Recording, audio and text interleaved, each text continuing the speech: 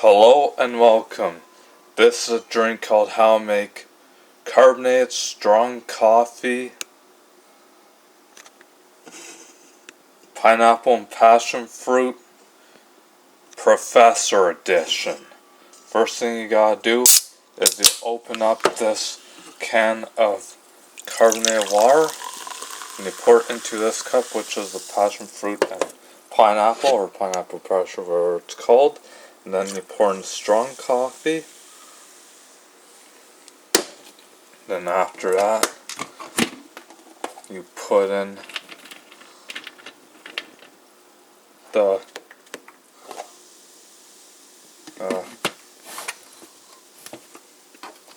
brown sugar. Then after that, you put in the white sugar.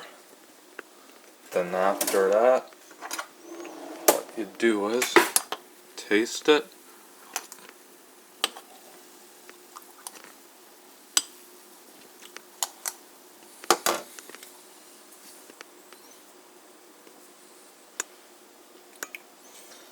Awesome. And here is your carbonated strong coffee,